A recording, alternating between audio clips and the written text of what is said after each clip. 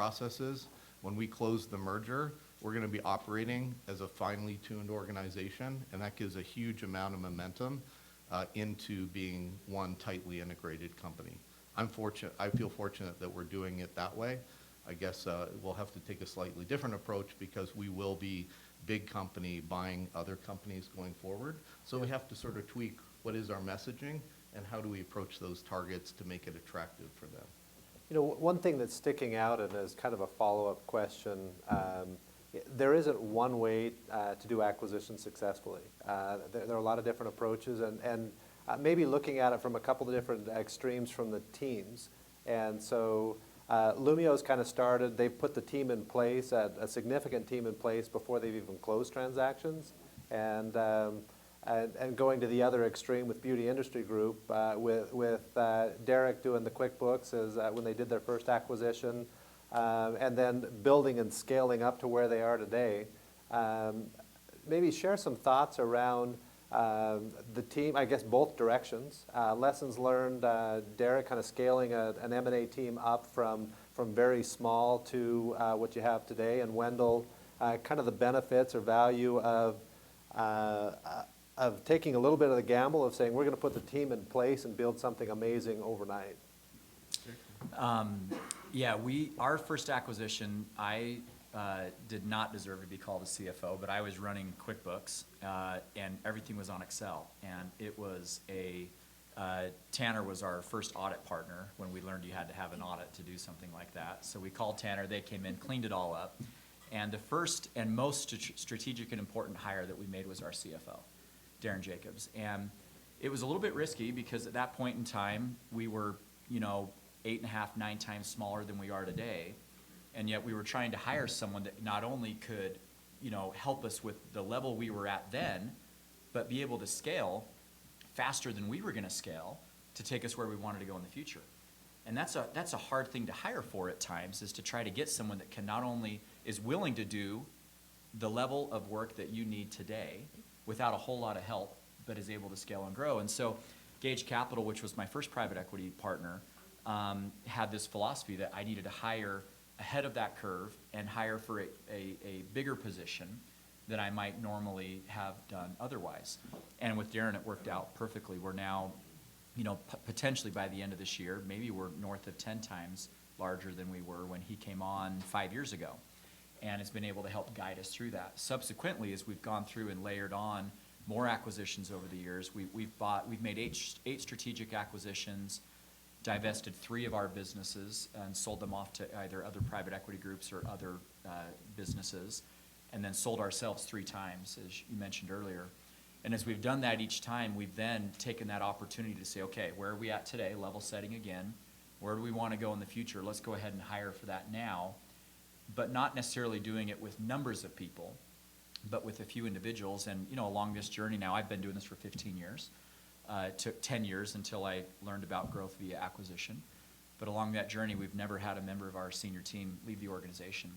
And we've been really fortunate, I think, to hire, again, really, really well, and to spend a lot of time doing that to be able to help us be able to actually scale and grow and make this happen.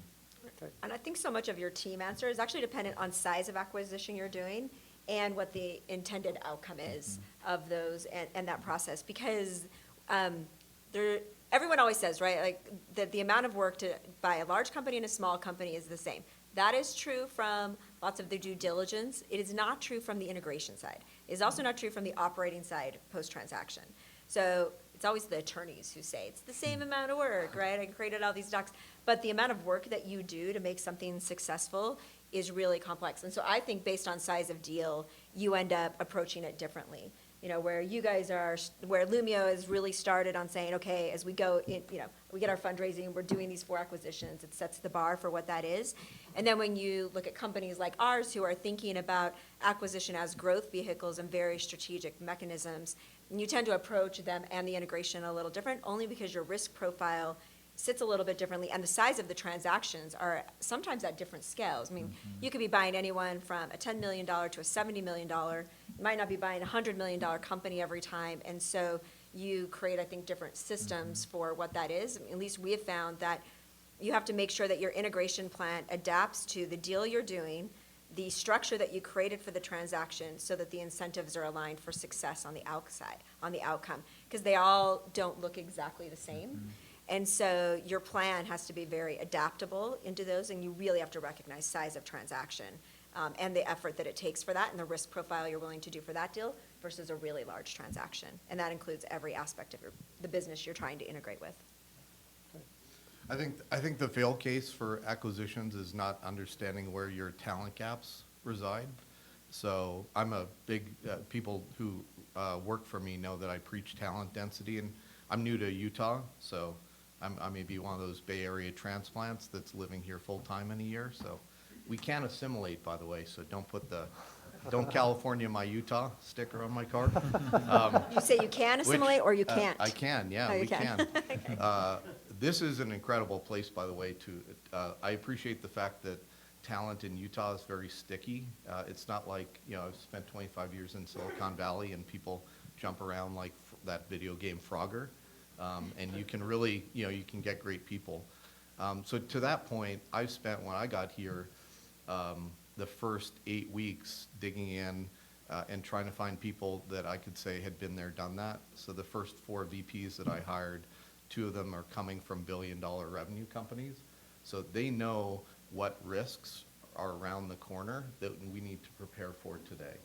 And any M&A transaction at scale, you need to pick up something and enable it to run faster than what it did on its own.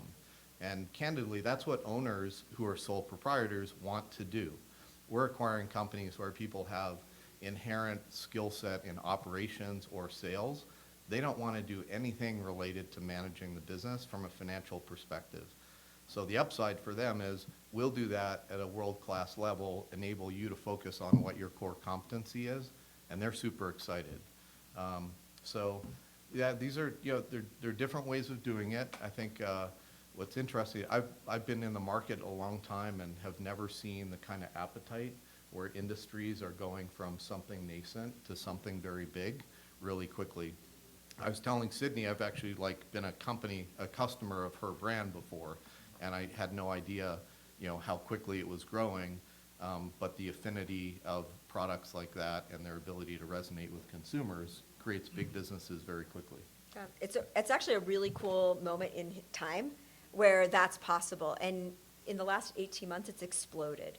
If you watch what's happening in the M&A and the transaction and the amount of capital that is going there, and I agree with you. I think talent is that's why we also don't buy companies when you don't, think the teams mesh. If you don't have talent and you can't execute, there's no way to be successful across an integration. It's too hard. Because your number one job when you buy a company is to make sure it's still successful. So you have to figure out how on day one, whenever that transaction is complete, it can be successful. You can meet the metrics that you need to for however you financed that, and then be able to grow it in the future. And that requires just a lot of really great talent. I think we would all agree that you have to hire ahead of when you think you need the talent, because you can't catch up fast enough when you do transactions. These are emotional moments too. When you think about founders selling their company, I've been an entrepreneur and put in sweat equity, and there's something personal about what you're doing. And so it can also be very fragile. You need to be cognizant of what drives them, what they're hoping to achieve, what makes a combination accretive for them. So again, a lot of this comes back to shared vision, over-investing in that so that people are aligned in terms of what they're hoping to accomplish.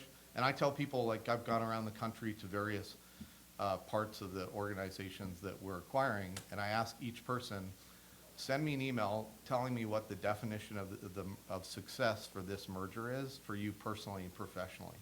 So at a CFO level, you need to be accountable for what that is. So I save every email, and the next trip I go back, I can reference what they told me and said, how do we perform relative to that? That makes people feel, especially if someone is outside of where your corporate headquarters is, they feel like they have a voice down to the person that's running a warehouse. And that's what creates this sort of cohesion and shared buy-in, and it's really, really powerful. Now, all three of you have brought up the importance of acquiring of people and the talent that's coming over. How do you transition them to the vision, the combined vision of the new company? Obviously, they got where they were with what they were doing, and you have probably an expanded vision of what's possible. How do you, when you're bringing them in, how do you bring them in and get them on board? Well, I mean, very few people do a transaction if they don't believe in the direction of what that is. So it really goes back to aligning those synergies and making them, because ultimately you don't do a transaction if you didn't believe in the vision that we're headed. And most of the entrepreneurs and the companies that you acquire, they feel like they've hit some ceiling. And they know that it could be bigger if they find the right partner. Those are the great companies that you want to work with, because they see, by definition, before a transaction's even complete, that there's an opportunity for greater growth, and that even if they have a smaller percentage of the pie, it's worth something really interesting to them as you grow. And so you've got to be aligned from day one, I think, or you don't really make a transaction work along the way from the talent perspective. And as you were commenting on the entrepreneurs and the journey, it is really emotional for them. And so, one of the things that we've decided as we look at talent in every role, even roles that might not have been traditionally what you would have considered kind of customer facing, when you do acquisitions, everything you do is about relationship building. It's about not only because you can be great operators, and then you can have people who can't deal with people. That's a really bad situation. You need everyone, when you're doing M&A and you're integrating teams, to be very good at leadership, at empathetic leadership, at integrating teams, and at understanding what people need to be successful. So we have leaned into hiring people who can be great customer facing in every one of those roles, because every time you're dealing with an entrepreneur who's running a company, you're dealing with their team, and mostly you're handling people issues all of the time in order to get everyone moving forward. So if you put people who can't be, I call them customer facing, but who can't be good at that external communication and the development of teams and people, it's really, really hard to make them successful. We actually had one of our last deals when we just closed it. She called us a couple days later, and she was like, I was signing, she had happened to be on vacation when the final docs were signed. And she called us and she said, I didn't expect to, but as I was signing, I was crying, right? Tears were streaming down my face because it's a very emotional moment, right? They're selling the business that they have built, and they've done an amazing job. And you have to recognize that people are behind transactions. So while we look at them as growth, they are something that someone's built and done a great job at. So you have to treat those people as individuals. And if you do, then they are completely committed to your joint success, and they want to do everything possible so all ships rise, and that's your job.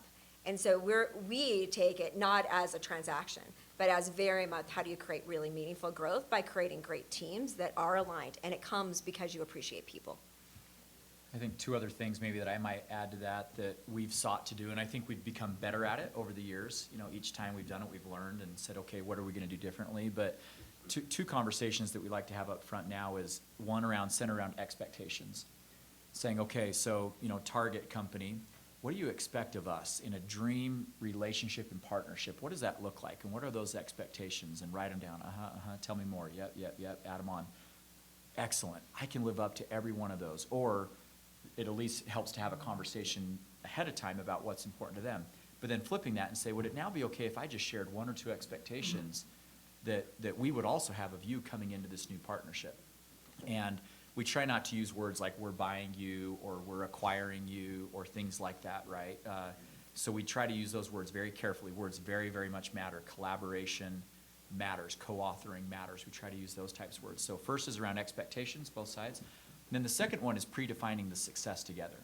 And this is one thing we did with Gage Capital back in 2016 was to say, what does success look like and what does it feel like? Both from a specific dollar amount in terms of revenue and EBITDA growth, but also in terms of the good that we're doing out there in the world. Our vision is to deliver true beauty to the world. Defining true beauty, talking about what that means, and then how do we actually measure it. Predefining successes up front has helped us to be able to align and say whether or not we have common objectives. If our objective is the same, I've learned that it's easier to climb and get there together, and both sides are incentivized to be able to meet that. Through those conversations, sometimes we learn that objectives may not be the same. One person says, I want an IPO as an exit. Another one says, I never want to sell, and by the way, I don't want you to ever move my warehouse out of the state of California.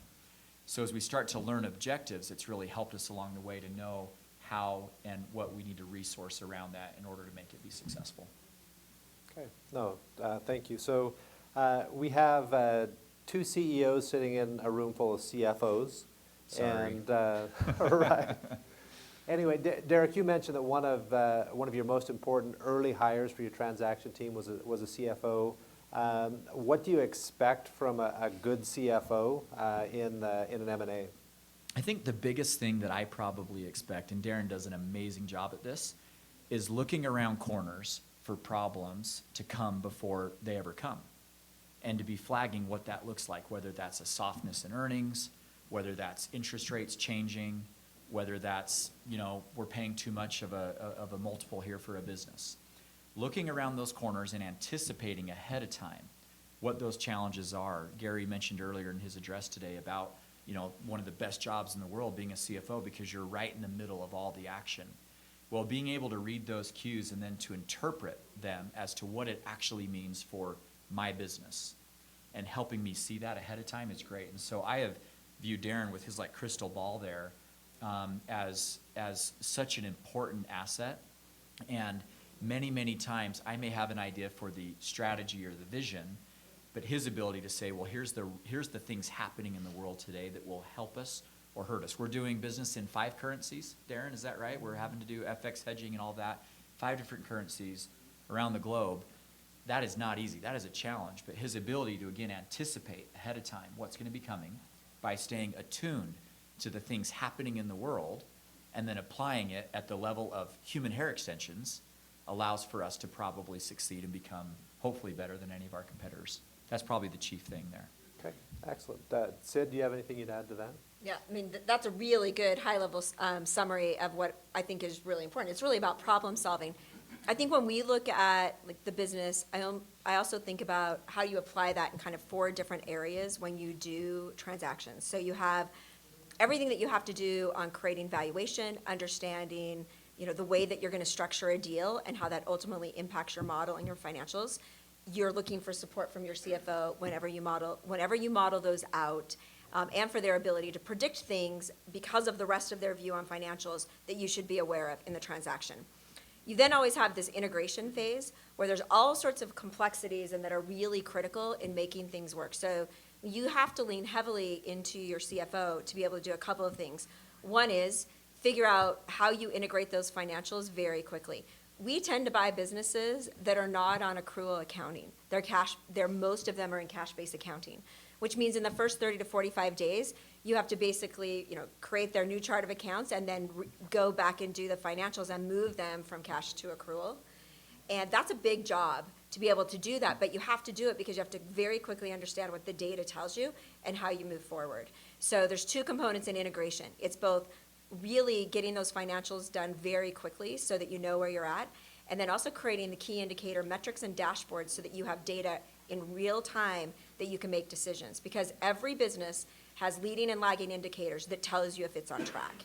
If you don't have that data up to date, at minimum on a weekly basis, you can't address things that happen when you integrate a company.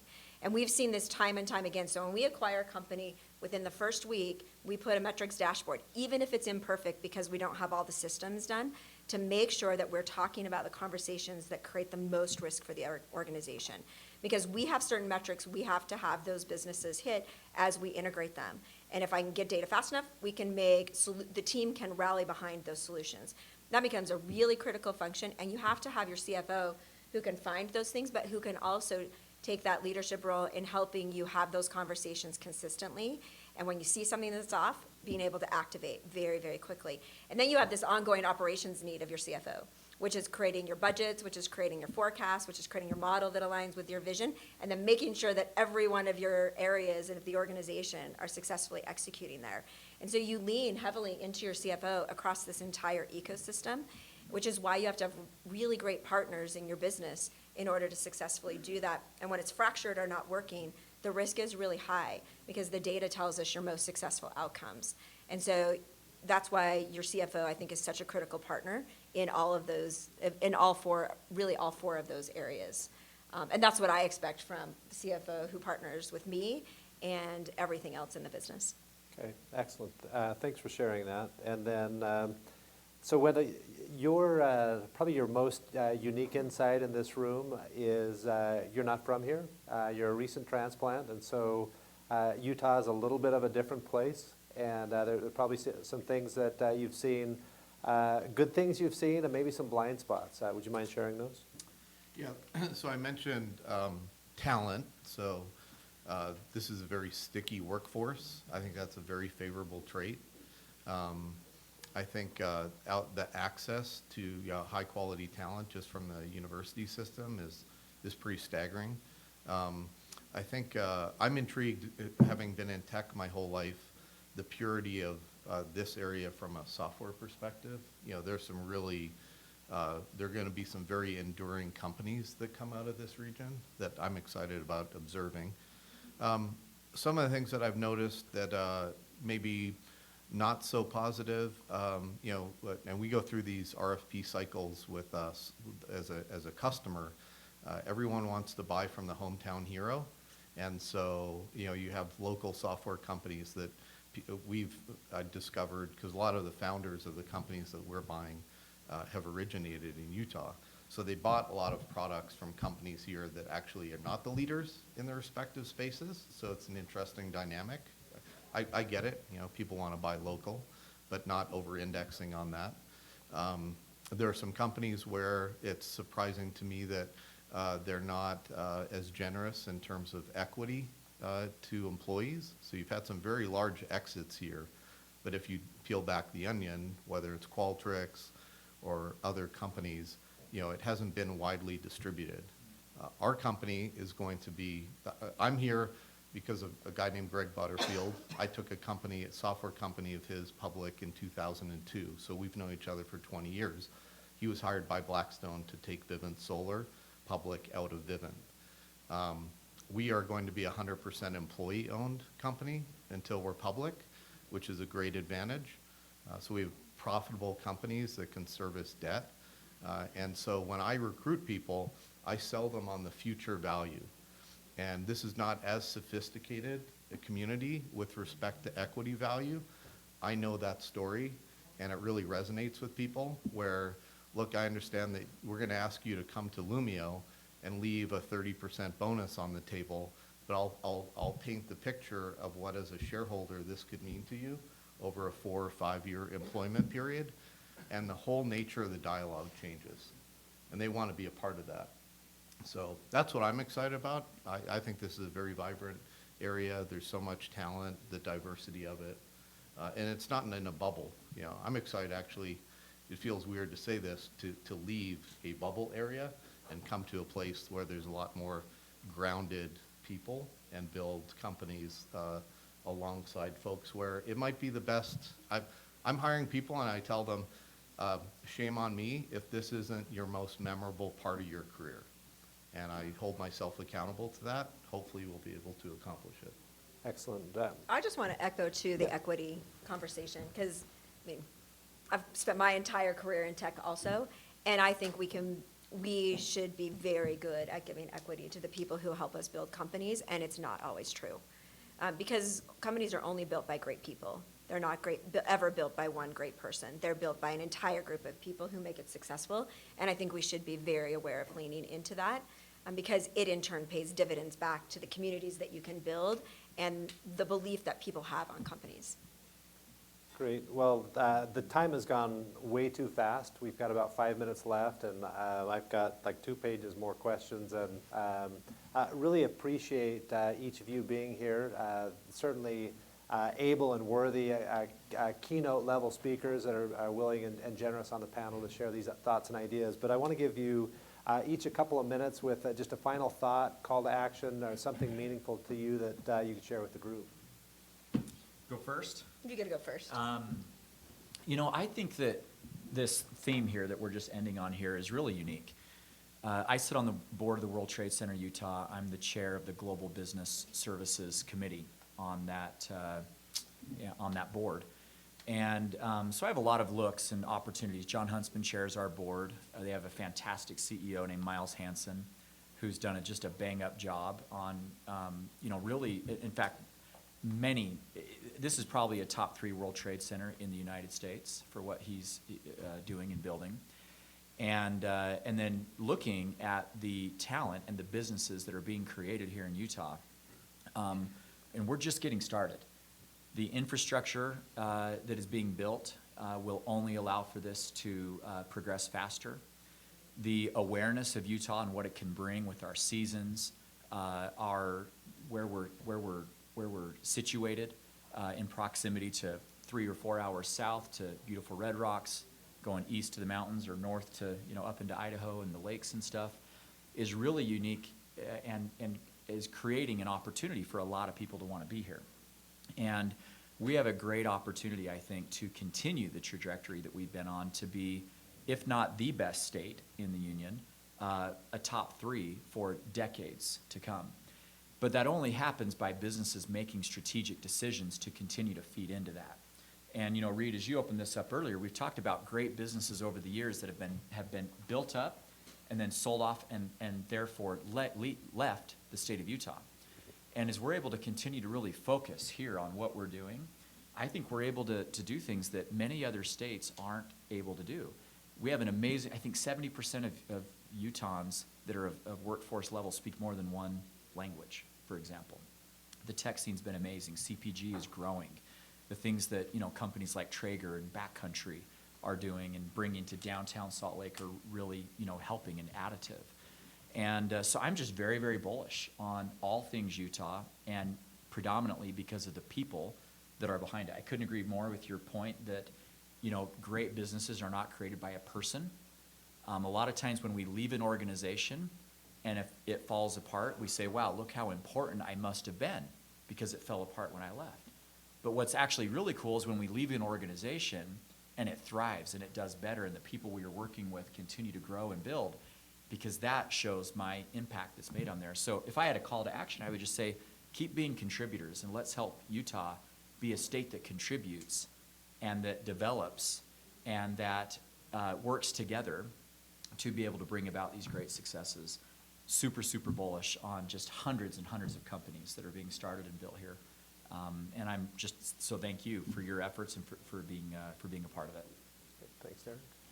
Yeah, there's kind of 2 things that I think about often and have kind of been a thread through my career. So one is, how do we build really great companies that people want to work for? So we're in the midst of what's called the Great Resignation. More than 50% of all people are expected to switch jobs. Actually, 4 million people switched jobs in July. So keeping talent, it's actually really, really hard, even though it's stickier here than in other places, because there's a lot of opportunity. So what that means is that for the first time in history, you have employee-led talent. Employees get to decide where they go. Employers don't get to dictate what it means to work someplace. And so I think that changes what we have to build as companies. We have to make sure we're building great companies that people want to work for and that we're doing things that make the talent want to stay. And it is a different dynamic than has ever existed before. And I think that when we think about what we want to stand for as a community and how you build great companies, it requires a different type of leadership and an entirely different focus on what it means to keep great employees. I happen to also run the Women Tech Council.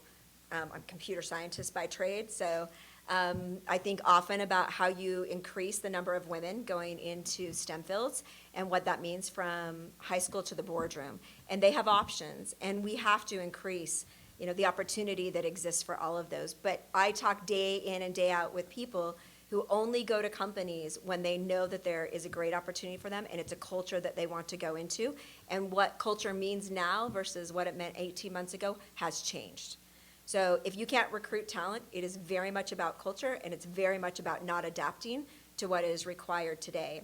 The other thing that I would leave as a call to action is that as you look at talent and as we look at pathways for people, the very best way to build a better and bigger talent pool is to accelerate opportunities for individuals. So how do you be someone as a leader that grants opportunities to people faster than maybe you were given them? Because many of us have come through pathways where maybe it took a decade to get to a certain role or even further then. But wonder if you switch that around and you accelerate opportunities for individuals. It will change their ability to contribute. It will change their ability to upskill. When we have 4,000 open technology jobs, the only way to fill those fast enough is by being really diligent about how we elevate talent at every level of the talent pipeline. So we think about things even like, because I focus lots on women in tech, how do we get more women in the boardroom? Oh, we give them more exposure to the boardroom through our venture capital partners sitting in boardrooms, through inviting them as observers into boardrooms so that they get experience, they change their network, and they change opportunity. And I think as you sit in CFO seats, you have a unique opportunity to accelerate opportunity for individuals in your company and outside your company. And in doing so, we will change what the dynamics of the talent pool are and will give more opportunity. State of Utah, more than 50% of our workforce are women, but not more than 50% of those women sit in executive level positions. And there's a lot of work to do to accelerate that. And it actually is predominantly in the hands of people like you who can change what we can make our workforce become over the next couple of decades. Excellent. Thanks, Sydney. For me, I find myself asking what's my purpose? And so the sort of call to action pragmatically from a career standpoint is there's a lot of talent in this building today, and finding ways to share best practices in a manner that can, be an open dialogue and people communicate, like sort of what are their gaps, what problems are they trying to solve. You can do that informally in CFO forums, and I think that's incredibly helpful. On a personal note, to what Sydney spoke to, the mark that I want to make on my company is all around diversity, equity, and inclusion. So we're, for example, partnering with a company called Breakline. It's break-line.com. They have 3 pillars, helping people that come from military backgrounds, women, or people of color. And so every single job posting that we have flows through that organization to find out if we can find a great candidate from those backgrounds. So that's my giving back, and those things are personal. So I'm excited. This is a phenomenal. This reminds Utah right now, across lots of different industries, having been here 4 months, reminds me when I moved to the Bay Area in 1995. Everything is teed up in terms of people, economic climate, political climate. It's unbelievable. So you're all very fortunate to be working here. I know I feel that way. Great.